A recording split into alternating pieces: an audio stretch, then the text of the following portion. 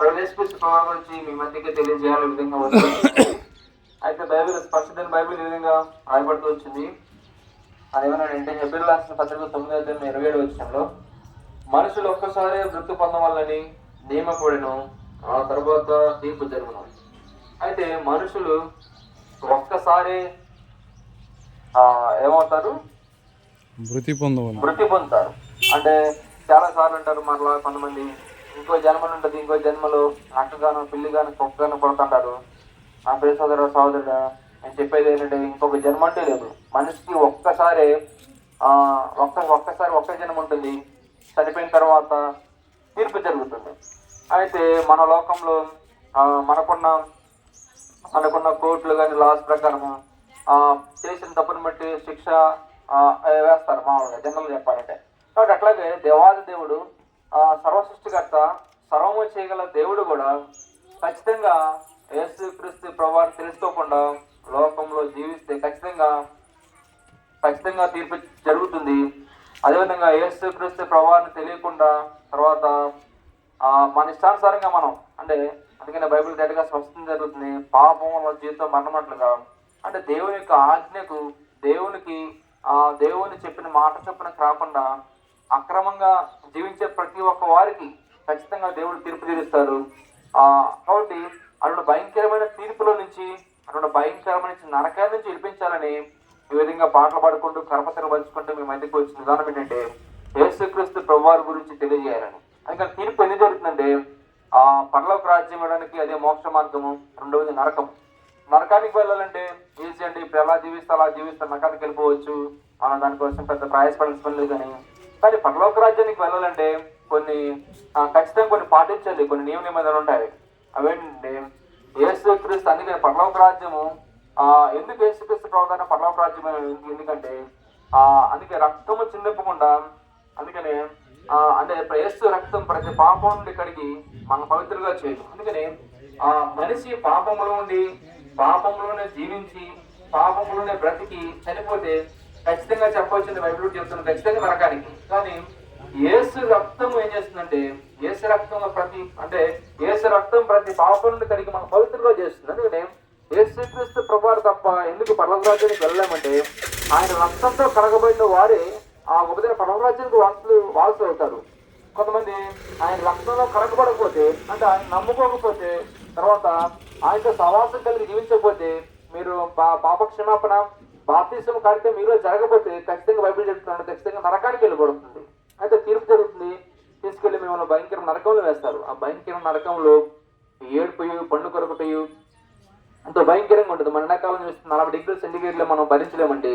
కానీ అంతకు కొన్ని రెట్లు రెట్టింపుగా ఉంటుంది అక్కడ మనకున్న వేడి.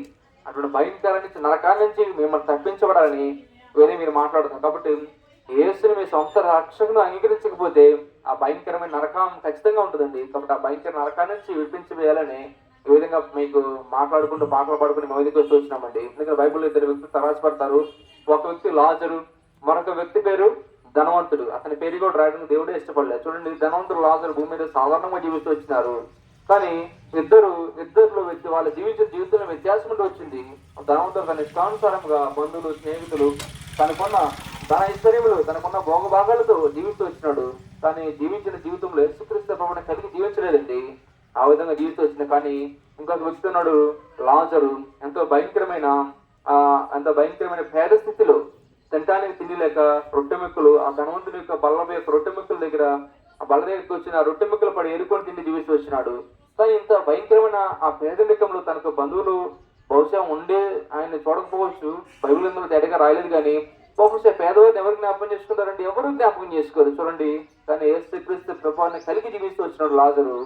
కానీ చూడండి, అందుకనే దేవుడు భూమి మీద మనం ఏమున్నా కలిగి ఉన్నా లేవున్నా లేకపోయినా ధన సంపద అష్టైశ్వర్యం మనకి ఇల్లు అవన్నీ ఆస్తులు అవన్నీ లేకపోయినా యేసుక్రీస్తు ప్రభువుని నువ్వు కలిగి జీవించి ఎంత పేదరికంలో ఉన్నా ఖచ్చితంగా బైబిల్ కూడా చెప్తున్నాండి గొప్పదైన పరలోక రాజ్యం దేవుడు మీరు వారసులు చేస్తారు.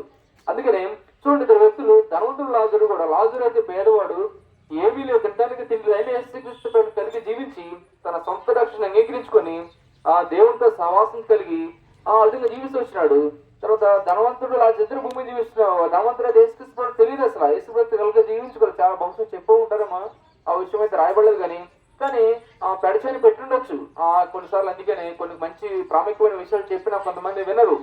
ఈ మనకు కాదులే చెప్తారు ఇలాగ అనుకోవచ్చు. ఇట్లా పెడచని పెట్టకూడదు నా ప్రియ సోదరుడు. ధనవంతుడు కూడా బహుశా పెడచని పెట్టి భయంకరమైన యేసుక్రీస్తు ప్రభువుని తెలుసుకోకుండా భయంకర నరకానికి వెళ్ళిపోతూ వచ్చినాడు.